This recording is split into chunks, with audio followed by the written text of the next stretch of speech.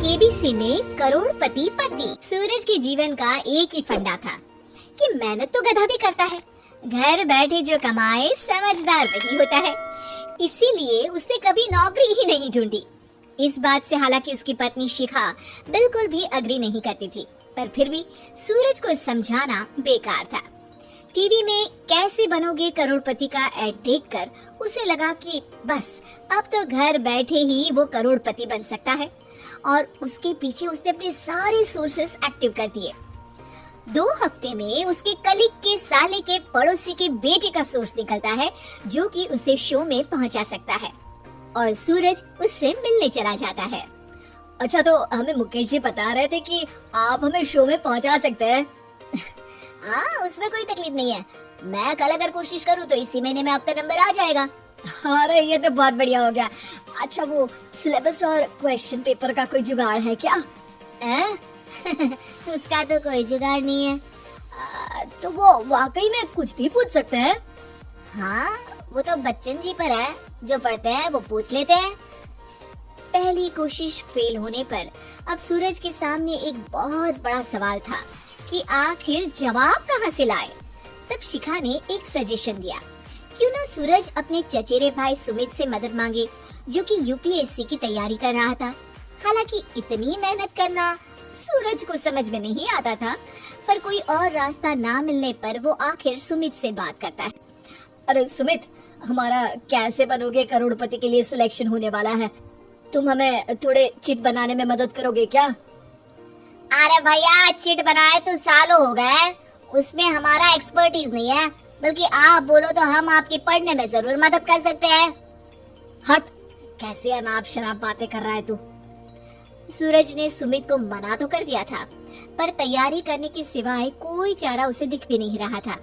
खासकर जब 12 के पेपर लीक करने के एक्सपर्ट शुक्ला जो भी हाथ जोड़ लेते हैं।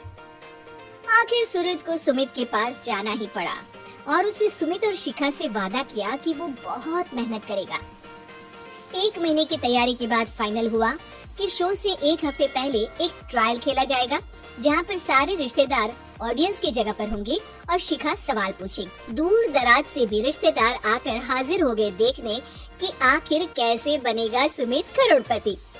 सब कुछ सेट था, और इतने में सूरज आकर अपना स्पीच देता है। ये 1 महीना मेरे लिए आसान नहीं था, पर अपने भाई सुमित और अपनी पत्नी शिखा की मदद से मैं इतनी दूर पहुंच पाया हूँ। मेरे मम्मी पापा के आशीर्वाद ने भी बहुत साथ दिया है मेरा।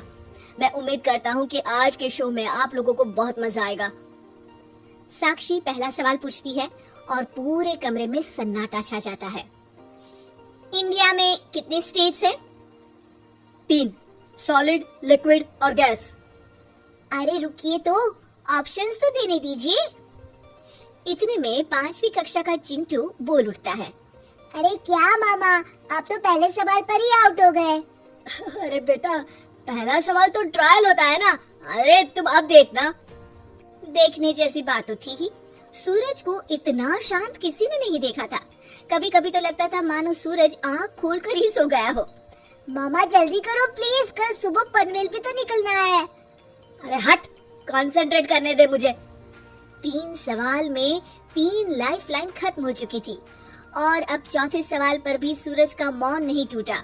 पर सूरज अभी भी हार मानने को तैयार नहीं था। उधर हर कोई सूरज को छोड़ सुमित को देख रहे थे। आखिर सुमित ने ही तो पढ़ाया था सूरज को। गजब बेइज्जती है यार। अरे बेटा, तो बाप का, दादा का, भाई का, सबका नाम बुड़वाएगा।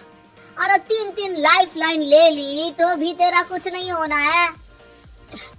अरे कोई इतनी बात करता है क्या शो पर?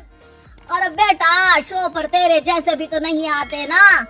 सूरज की ये जंग आखिर 1 घंटे बाद 5वें सवाल पर खत्म हो गई, जब उसने इंडिया के नेशनल बर्ड का नाम कहा, कौवा।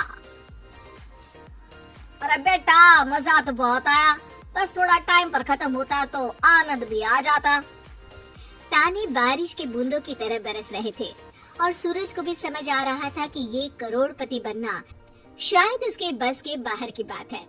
पर वो आखिर ये बात मान कैसे लेता? वो सख्त लौंडा जो ठहरा, उसने सोचा कि बेइज्जती तो हो ही चुकी है, पर अगर मैं हार नहीं मानूं तो शायद कुछ हो सकता है। शिखा तुम देखना, असली शो में आग लगा दूंगा, आग, करोड़पति बनूंगा मैं। हाँ, सब्जियां खत्म हो गई है घर पे, ले आओ, पहले पति बन जाओ फिर करोड़पति बनना। अरे गजब बेइज्जती है यार। बेटा अभी तो घर पर ही हुई है, 1 हफ्ते में तो तुम देश के सामने करवा कर आओगे। वैसे जब टीवी पर जाओ ना तो बस अपने मम्मी का ही नाम लेना, ठीक है? कोई पूछे तो बोलना कि पापा नहीं है मेरे। अरे पढ़ाई की, पेपर निकलवाए, इतने सारे लोगों को खाना खिलवाया, क्या फर्क पड़ा? इसीलिए मैं कहता हूँ कि मेहनत तो गधा भी करता है, घर बैठे जो कमाए वही सिकंदर। लेकिन मामा, गधे भी जानते हैं कि हमारा राष्ट्रीय पक्षी मोर है।